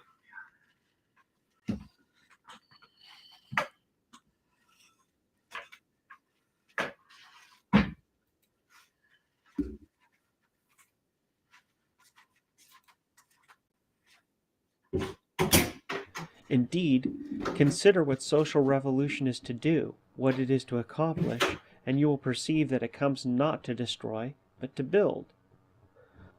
What really is there to destroy? The wealth of the rich? Nay, that is something we want the whole of society to enjoy. The land, the fields, the coal mines, the railroads, factories, mills, and shops? These we want not to destroy, but to make useful to the entire people. The telegraphs, telephones, the means of communication and distribution, do we want to destroy them? No, we want them to serve the needs of all. What then is the social revolution to destroy? It is to take over things for the general benefit, not to destroy them. It is to reorganize conditions for the public welfare. Not to destroy is the aim of the revolution, but to reconstruct and rebuild. It is for this that preparation is needed, because the social revolution is not the biblical mission by simple edict or Messiah who has come to accomplish order. Mm-hmm. Revolution works with the hands and brains of men, and these have to understand the objectives of the revolution so as to be able to carry them out. They will have to know what they want and how to achieve it. The way to achieve it will be pointed out by the objectives to be attained. For the end determines the means, just as you have to sow a particular seed to grow the thing that you need. What, then, must the preparation for social revolution be? If your objective is to secure liberty, you must learn to do without authority and compulsion. If you intend to live in peace and harmony with your fellow men, you should cultivate brotherhood and respect for each other. If you want to work together for your mutual benefit, you must practice cooperation. The social revolution means much more than the reorganization of conditions only. It means the establishment. Right. It's not just kicking out the current people in power and then just installing yourself. That's not a true revolution. That's just a reiteration of the current order. It would be like under monarchy, when you have a rebellious state that topples the monarch and installs themselves. You're still living under monarchy. It's just a different monarchy. It's meet the new boss, same as the old boss. What we're talking about is getting rid of the boss entirely and having people work together as more or less equals in their endeavor to secure good lives for one another. Establishment of new human values and social relationships, a changed attitude of man to man, as one of free and independent to his equal. It means a different spirit in individual and collective life, and that spirit cannot be born overnight. It is a spirit to be cultivated, to be nurtured and reared, as the most delicate flower is, for indeed it is the flower of a new and beautiful existence. Do not dupe yourself with the silly notion that things will arrange themselves. Nothing ever arranges itself, least of all in human relations. It is men who do the arranging, and they do it according to their attitude and understanding of things. You can't just hope to set things in motion and then have them carry out to their natural conclusion. Revolutions are active and they're ongoing, even after the time that the current order is toppled. However that occurs, that's just the beginning of the work that needs to be done, because now you need to fulfill all the promises that you made about what the new society is going to be like. And it's the time for you to come together with everybody and really work as hard as you can, because now you're unfettered by oppression from the old order. And now you really have the opportunity to go full speed ahead and try and build this new way of doing things that you're trying to do. New situations and changed conditions make us feel, think, and act in a different manner. But the new conditions themselves come about only as a result of new feelings and ideas. Thanks for the follow, Slayer Darth. We are looking at Alexander Berkman's What is Communist Anarchism tonight. And this chapter is on preparing for a revolution, basically. The social revolution is such a new condition. We must learn to think differently before the revolution can come. That alone can bring the revolution. We must learn to think differently about government and authority. For as long as we think and act as we do today, there will be intolerance, persecution, and oppression, even when government is abolished. We must learn to respect humanity of our fellow man, not to invade or coerce him, to consider his liberty as sacred as our own, to respect his freedom and his personality, to forswear compulsion in any form, to understand that the cure for the evils of liberty is more liberty, that liberty is the mother of order. And furthermore, we must learn that equality means equal opportunity, that monopoly is the denial of it, and that only brotherhood secures equality. We can learn this only by freeing ourselves from the false ideas of capitalism and of property, of mine and shine, of the narrow concept of ownership. By learning this, we shall all grow into the spirit of true liberty and solidarity, and know that free association is the soul of every achievement. We shall then realize that the social revolution is a work of cooperation, of solidaric purpose, of mutual effort. Maybe you think this too slow a process, a work that will take too long. Yes, I must admit that it is a difficult task.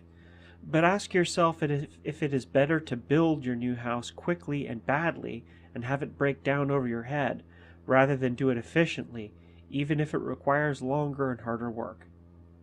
Remember that social revolution represents liberty and welfare of the whole of mankind, and the complete and final emancipation of labor depends upon it. Consider also that if the work is badly done, all the effort and suffering involved in it will be for nothing, and perhaps even worse than for nothing. Because making a botched job of revolution means putting a new tyranny in place of the old, and new tyrannies, because they are new, have a new lease on life. It means forging new chains, which are stronger than the old. Consider also that the social revolution we have in mind is to accomplish the work that many generations of men have been laboring to achieve. For the whole history of man has been a struggle of liberty against servitude, of social well-being against poverty and wretchedness, of justice against iniquity. What we call progress has been a painful but continuous march in the direction of limiting authority and the power of government, and increasing the rights and liberties of the individual, of the masses. It has been a struggle that has taken thousands of years.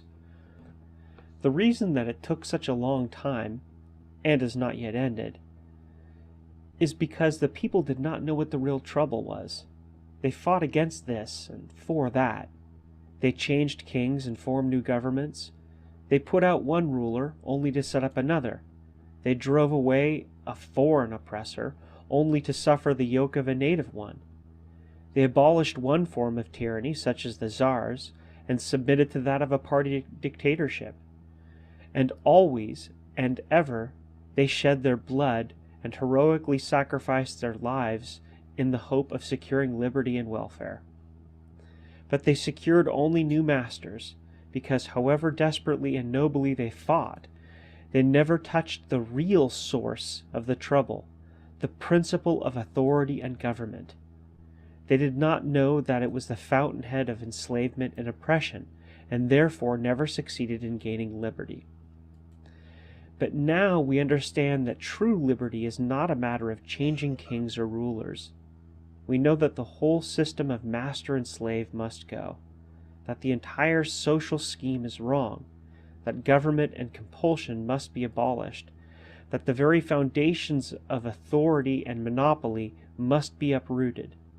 Do you still think any kind of preparation for such great a task can be too difficult? Let us then fully realize how important it is to prepare for the social revolution and to prepare for it in the right way. But what is the right way, you demand, and who is to prepare? Who is to prepare? First of all, you and I, those who are interested in the success of the revolution, those who want to help bring it about. And you and I means every man and woman, at least every decent man and woman, everyone who hates oppression and loves liberty, everyone who cannot endure the misery and injustice which fills the world today. And, above all, it is those who suffer most from existing conditions, from wage slavery, subjection, and indignity. The workers, of course, you say. Yes, the workers. As the worst victims of present institutions, it is to their interest to abolish them. It has been truly said that the emancipation of the workers must be accomplished by the workers themselves, for no other social class will do it for them. Yet labor's emancipation means at the same time the redemption of the whole society, and that is why some people speak of labor's historic mission to bring about a better day.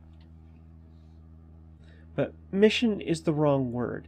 It suggests a duty or task imposed from outside by some external power. It is a false and misleading conception, essentially a religious metaphysical sentiment. Indeed, if the emancipation of labor is a historic mission, then history will see to it that it is carried out no matter what we may think, feel, or do about it. This attitude makes human effort unnecessary, superfluous, because what must be will be. Such a fatalistic notion is destructive to all initiative and the exercise of one's mind and will.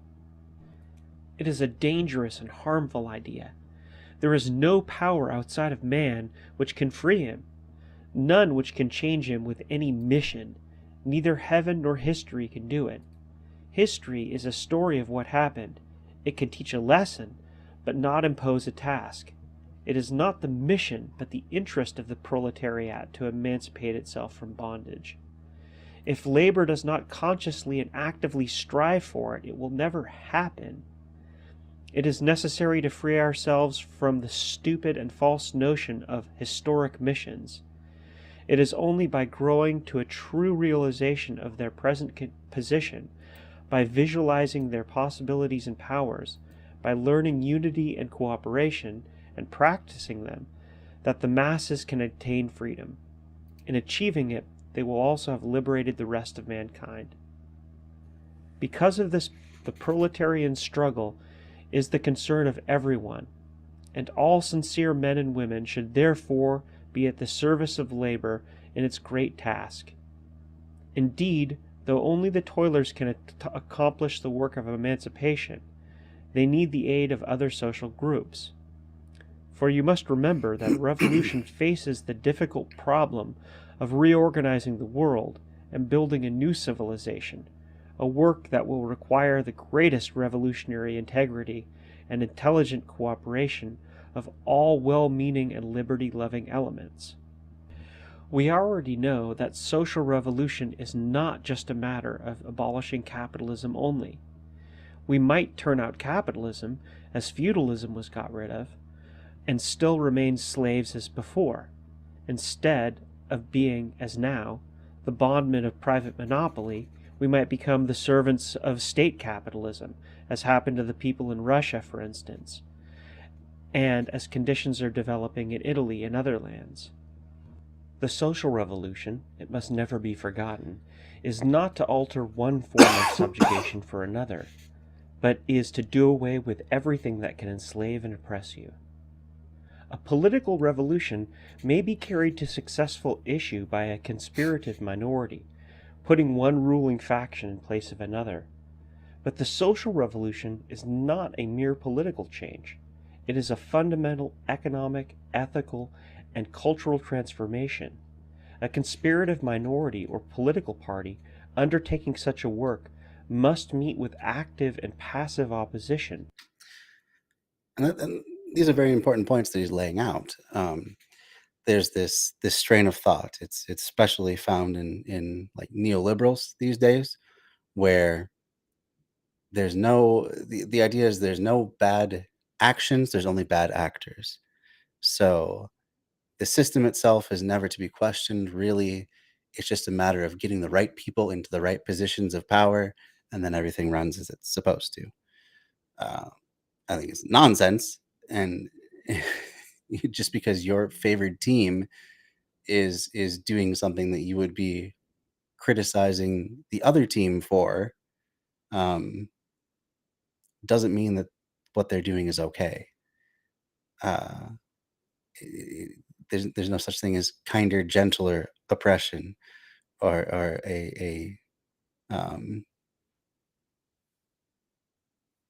it's like what Neil Young said. We have a kinder, gentler machine gun hand.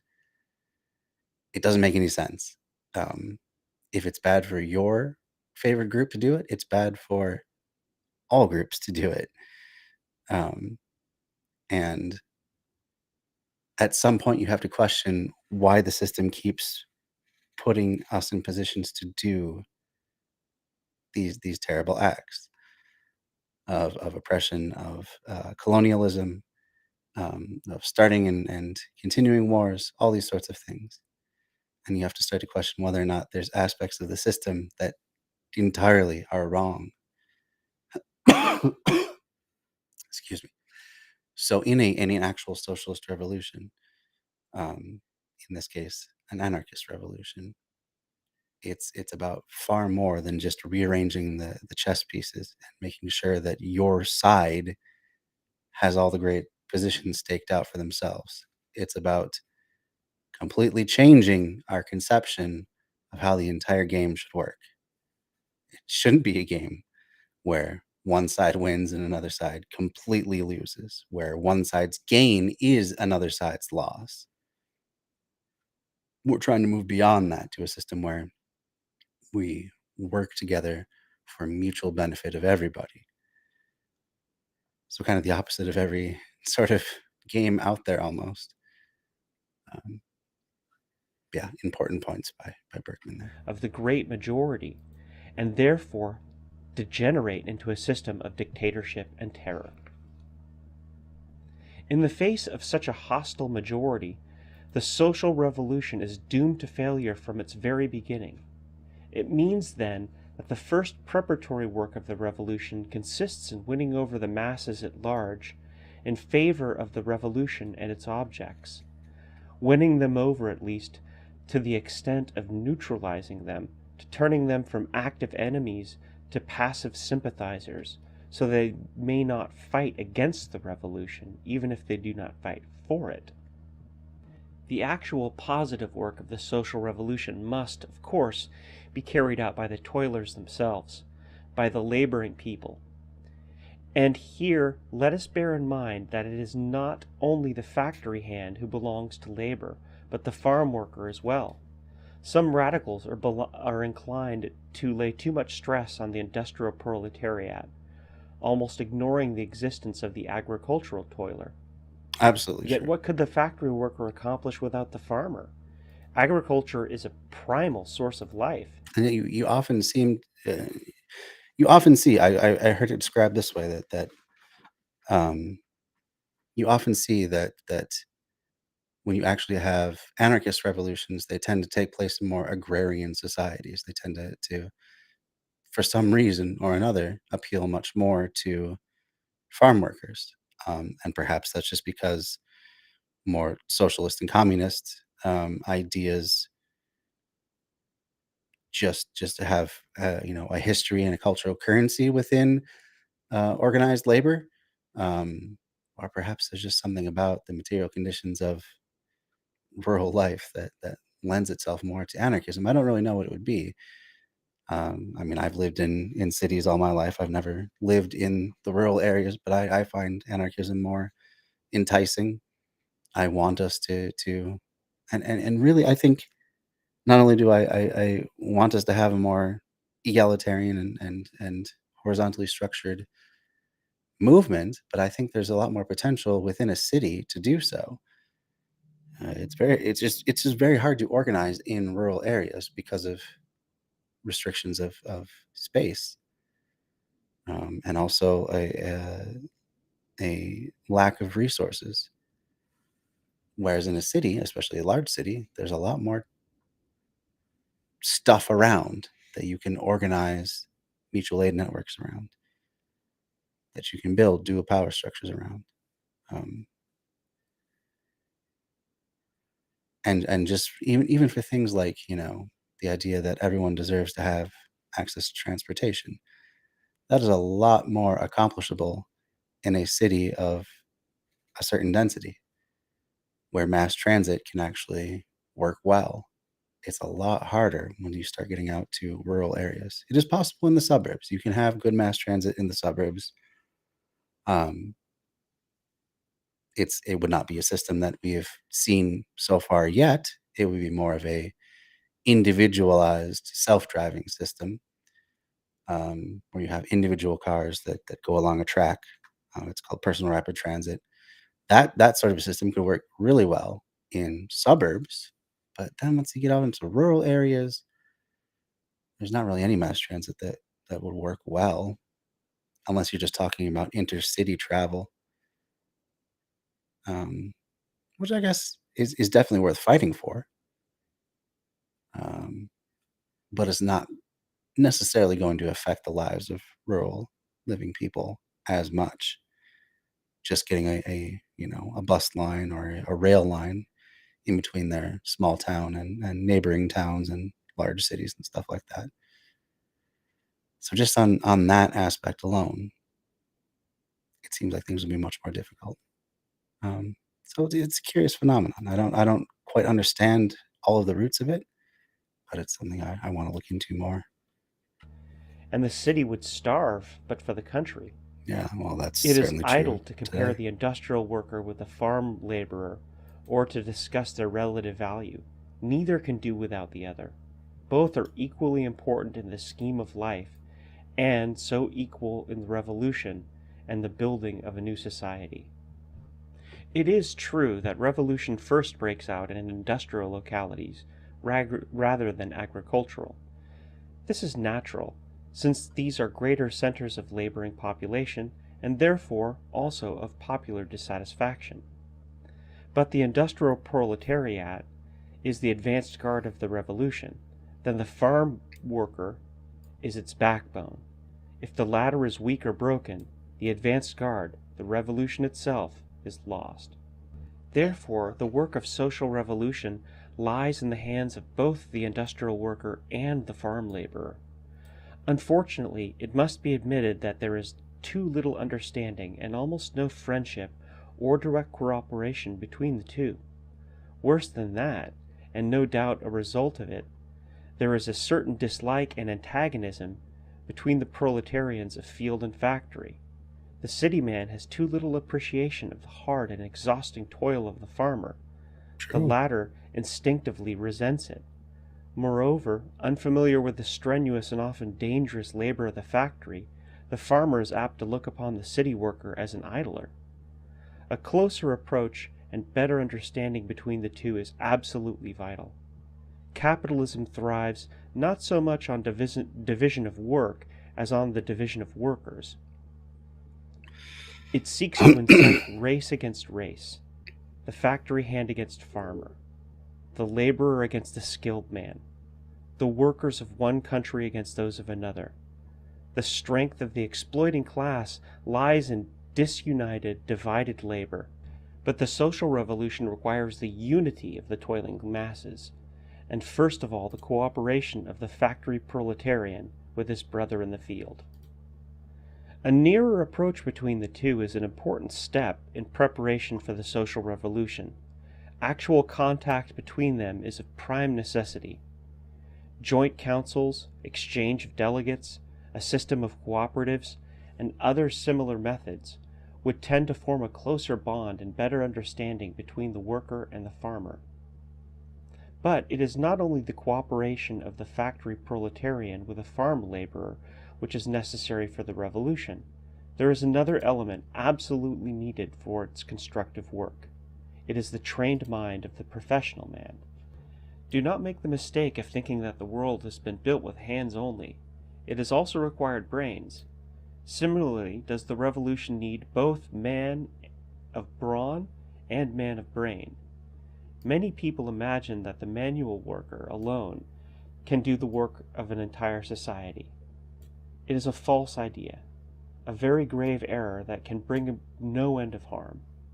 In fact, this conception has worked great evil on previous occasions, and there is good reason to fear that it may defeat the best efforts of the revolution.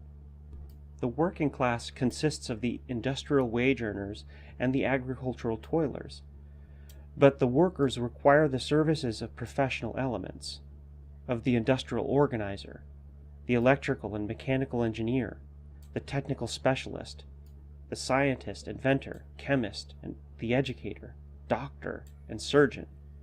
In short, the proletariat absolutely needs the aid of certain professional elements without whose cooperation no productive labor is possible. Most of those professional men in reality also belong to the proletariat. They are the intellectual proletariat, the proletariat of the brain. It is clear that it makes no difference whether one earns a living with his hands or with his head. As a matter of fact, no work is done only with the hands or only with the brain. The application of both is required in every kind of effort. The carpenter, for instance, must estimate, measure, and figure in the course of his task. He must use both hand and brain. Similarly, the architect must think out his plan before it can be drawn on paper and put to practical use. But only labor can produce, your friend objects. Brain work is not productive. Wrong, my friend. Neither manual labor nor brain work can produce anything alone. It requires both working together to create something. The bricklayer and the mason can't build the factory without the architect's plans, nor can the architect erect a bridge without the iron and steel worker. Neither can produce alone, but both can accomplish wonders. Furthermore, do not fall into the error of believing that only productive labor counts. There is much work that is not directly productive, but which is useful and even absolutely necessary to our existence and comfort, and therefore just as important as productive labor. Take the railroad engineer and contractor, for instance. They are not producers, but they are essential factors in the system of production. Without the railroads and other means of transport and communication, we could manage neither production nor distribution. Production and distribution are 2 points of the same life pole. The labor required for the one is as important as that needed for the other. What I said above applies to numerous phases of human effort, though which themselves are not directly productive, play a vital part in the manifold processes of our economic and social life. The man of science, the educator, the physician, the surgeon are not productive in the industrial sense of the word, but their work is absolutely necessary to our life and welfare, Civilized society could not exist without them. It is therefore evident that useful work is equally important, whether it be that of brain or brawn, manual or mental. Nor does it matter whether it is salary or wages which one receives. That's an important point too, because it seems that under capitalism, it's only the mental efforts that are considered important. It is the organization of the company, the direction of work, the mental efforts that are needed to procure capital and direct it. It is almost never the laborers that are considered to be doing useful work. And that's why ownership always goes to the people that intellectually own things rather than those who are responsible for doing the on-the-ground work. But both are integral. You have to have organization in order to have any sort of an operation. You have to do all the mental work of doing things as well as the physical work of doing things. That's not to say that owners are integral, because the workers themselves can do mental work. It's just to say that we shouldn't be holding one up over the other, for one thing, and that, as Berkman says here, they both are important, whether it's a salaried position or a wage position. We shouldn't be putting these arbitrary markers on what work is valuable and what work is not. It's all vital. If it's all vital to the operation, it's all vital to the operation, and shouldn't be artificially forced down based on notions of arbitrary values of arbitrary notions of value, I should say. Whether he is paid much or little, or what his political or his other opinions might be. All the elements that can contribute useful work to the general welfare are needed in the revolution for building of a new life. No revolution can succeed without their solidaric cooperation, and the sooner that we understand this, the better. The reconstruction of society involves the reorganization of industry, the proper functioning of production, the management of distribution, and numerous other social, educational, and cultural efforts to transform present-day wage slavery and servitude into a life of liberty and well-being. Only by working hand in hand with the proletariat of brain and brawn will we'll be able to solve those problems. It is most regrettable that there exists a spirit of unfriendliness, even of enmity, between the manual and intellectual workers. That feeling is rooted in a lack of understanding, in prejudice and narrow-mindedness on both sides. It is sad to admit that there is a tendency in certain labor circles, even among socialists and anarchists, to antagonize workers against members of the intellectual proletariat. Such an attitude is stupid and criminal, because it can only work evil to the growth and development of social revolution. It was one of the fatal mistakes of the Bolshevik during the first phases of the Russian Revolution that deliberately set the wage earners against the professional classes to such an extent that friendly cooperation became impossible. And that theoretically was not supposed to happen. Theoretically, wages were supposed to be much more evened out, especially among, say, the political class. A politician was not supposed to make more than a workman's wage, according to State and Revolution. But, yeah, unfortunate that it didn't quite pan out that way. A direct result of that policy was the breaking down of industry for lack of intelligent direction, as well as an almost total suspension of railroad communication because there was no trained management. Seeing Russia facing an economic shipwreck, Lenin decided that the factory worker and farmer alone could not carry out the industrial and agricultural life of the country, and that the aid of the professional elements was necessary. He introduced a new system to induce technical men to help in the work of reconstruction.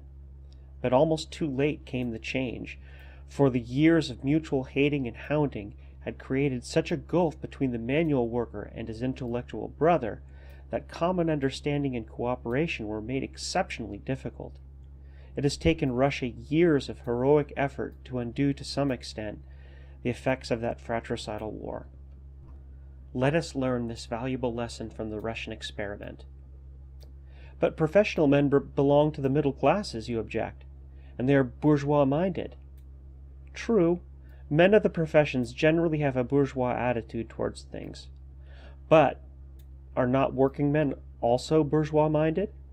It merely means that both are steeped in authoritarian and capitalistic prejudices. It is just these that must be eradicated by enlightening and educating the people, be they of manual or brain workers. That is the first step in preparation for the social revolution. But it is not true that professional men as such necessarily belong to the middle classes. The real interests of the so-called intellectuals are with the workers rather than with the masters. To be sure, most of them do not realize that. No more does the comparatively high-paid railroad conductor or locomotive engineer feel himself a member of the working class. By his income and attitude, he also belongs to the bourgeoisie. But it is not his income or feeling that determines to what social class a person belongs. If a street beggar should fancy himself a millionaire, would he thereby be one? What one imagines himself to be does not alter his actual situation, and the actual situation is that whoever has to sell his labor is an employee, a salaried dependent, a wage earner, and as such, his true interests are with those of the employees, and he belongs to the working class. As a matter of fact, the intellectual proletarian is even more subject to his capitalistic master than the man of the pick and shovel. The latter can easily change his place of employment. If he does not care to work for a certain boss, he can look for another. The intellectual proletarian, on the other hand, is much more dependent on his particular job. His sphere of exertion is much more limited. Not skilled in any trade, and physically incapable of serving as a day laborer, he is, as a rule, confined to the comparatively narrow field of architecture, engineering, journalism, or similar work that puts him at the mercy of his employer, and therefore also inclines him to side with the latter against his more independent fellow worker at the bench. But whatever the attitude of the salaried and dependent intellectual, he belongs to the proletarian class. Yet it is entirely True false enough. to maintain that intellectuals always side with their masters against the workers. Generally they do, I hear some radical fanatic. And that's something that people confuse a lot when they hear the word bourgeoisie or the ruling class or whatever. They think only in just absolute economic terms. Who has the most money? And that's not really where the power lies. The power lies in ownership. So a doctor may be more rich than, say, a small business owner. But if they have a problem with the hospital they work for, it's going to be the hospital that holds the balance of the power. Whereas if a small business owner has a problem with any of their employees, it is they who holds the balance of power. And likewise, small business owners have a lot of time freed up where they can devote that to politics because they don't have to work in order to make money. A doctor is constantly busy. So you don't tend to see as many doctors getting into politics. You do see, however, especially at the local level, a lot of business owners getting into politics and trying to influence politics because they have a class interest. So that is what separates the classes. Not as much money, although that can play a factor too. And as Berkman is bringing up here, once you get to the higher paid professions, they may tend to side with the bourgeois class, the owner class, in class conflicts. But that doesn't not mean they're of that class.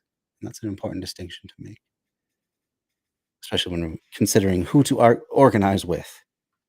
So if you are considering organizing with people and you happen to have a doctor who has enough free time to organize with you in one regard or another, maybe setting up a free clinic or pay what you will clinic or something like that, a much better person to organize with than, say, a small business owner who may just completely take advantage of their employees and, turn on you as soon as things get bad, or there's any sort of actual class conflict that arises. So important things to keep in mind. Interject. And the workers? Do they not generally support the masters and the system of capitalism? Could that system continue but for their support? It would be wrong to argue from Chat, however, that workers consciously join hands with their exploiters. No more is it true of the intellectuals. If the majority of the latter stand by the ruling class, it is because of social ignorance, because they do not understand their own best interests, for all of their intellectuality. Just so the great masses of labor, similarly unaware of their true interests, aid masters against their fellow workers, sometimes even in the same trade and factory, not to speak of their lack of national and international solidarity. It merely proves that one as the other, the manual worker no less than the brain proletarian, needs enlightenment. In justice to the intellectuals, let us not forget that their best representatives have always sided with the oppressed. They have advocated liberty and emancipation, and often were the first to voice the deepest aspirations of the toiling masses. In the struggle for freedom, they have frequently fought on the barricades shoulder to shoulder with the workers and died championing their cause. We need not look far for proof of this. It is a familiar fact that every progressive radical and revolutionary movement within the past 100 years has been inspired, mentally and spiritually, by the efforts of the finest element of the intellectual classes. The initiators and organizers of the revolutionary movement in Russia, for instance, dating back a century, were intellectuals, men and women of non-proletarian origin and station. Nor was their love of freedom merely theoretical. Literally thousands of them consecrated their knowledge and experience, and dedicated their lives to the service of the masses. Not a land exists but where such noble men and women have testified to their solidarity with the disinherited by exposing themselves to the wrath and persecution of their own class and joining hands with the downtrodden. Recent history, as well as the past, is full of such examples. Who were the Garibaldis, the Kossuths, the Liebknechts, Rosa Luxemburgs, the Landauers, the Lenins, and Trotskys, but for the intellectuals of the middle classes who gave themselves to the proletariat? The history of every country and of every revolution shines with their unselfish devotion to labor and liberty. Let us bear in mind these facts, and not be blinded by fanatical prejudice and baseless antagonism. The intellectual has done great service in the past. Absolutely. It will depend on the attitude of the workers toward him as to what share he will be able and willing to contribute to the preparation and realization of the social revolution. Oh, hey, and there's This the has been a end production of the Audible chapter. Anarchist. You can find more Audible Anarchist on YouTube. All right, made some good progress today. I very much enjoyed these last few chapters. Now that we're really in the heart of the book, he's coming out with some good stuff. Thanks to the I already thanked you for the follow, so never mind. Yeah, all right. I think we're gonna wrap it up for tonight then. And it looks like I think I'll be raiding into For We Are Many, which, just to bring it up again, my channel as well as For We Are Many are part of the Left Signal Boost TV Creator Collective. We have all sorts of leftist creators of various types, not just streamers, not just video makers, but lots of different disciplines and mediums and backgrounds and whatever. And we all share a channel on Facebook. So you go to facebook.com/Left Signal Boost TV. You can give us a like and you'll get all sorts of notifications about when we go live, when we put out content, when we have events. All sorts of cool stuff is happening there. We're up to 9 members now. So I'm pretty happy with the group of people we have. I highly recommend you go check that out. In fact, I will do you even one better. Here is the link directly to Left Signal Boost TV, so you can explore that at your leisure, see what kind of content creators we have going on there. Also wanted to mention that I now have a merch store. Thanks to Stream Elements, they made it real easy. I now have my channel logo on a t-shirt, a mug, a mouse pad. Do people really even use mouse pads anymore? I don't know. And then also a hoodie.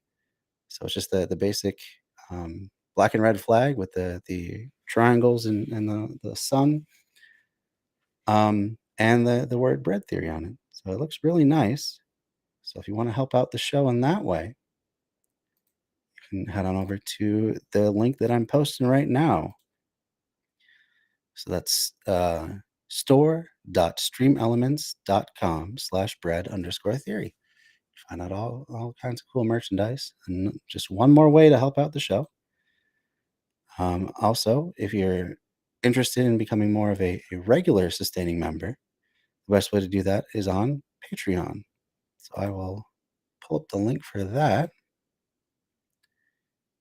1 second.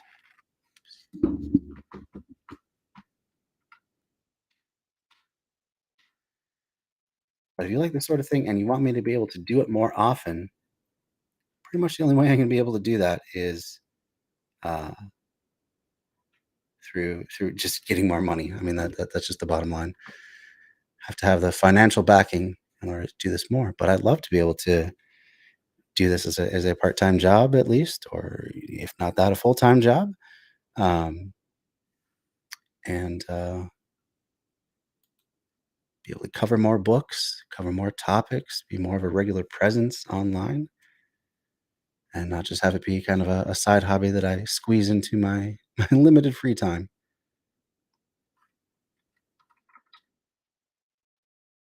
All right.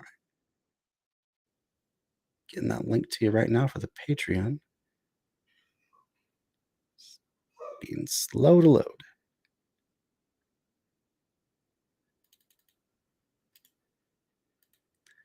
All right. So here's the Patreon link.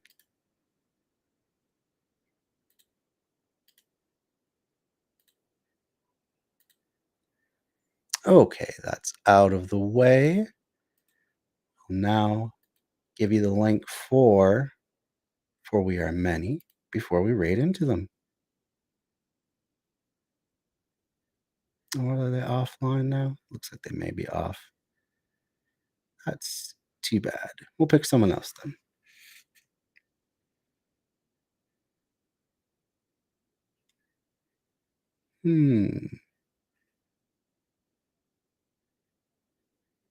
Ooh, the Nomi Key Show. Solidarity Wednesday. I like the Nomi Key Show quite a lot. She does a lot of good signal boosting to other leftist creators as well. So we will just go shout her out. Don't have enough people to raid, so we won't do that. But I will recommend you go check out the Nomi Key Show on Twitch right there. She came from the Majority Report. That was where her old gig was, and now she's kind of branched out onto her own and does a lot of really great stuff. So there you have it. The next time I'll be streaming will be Friday morning. We'll be doing more of the SJ Witcher, kind of my way of putting a spin on gaming, where we are going through The Witcher, trying to make as socially conscious of choices as possible in a feudalist society. And just, it being more of a casual stream where we can just hang out, not have any particular agenda, and just chat or just enjoy the beautiful views of the world of The Witcher. So that'll be Thursday in the morning. Look out for that. And that's all I have for you tonight. So thank you all for joining me, and I will see you Friday.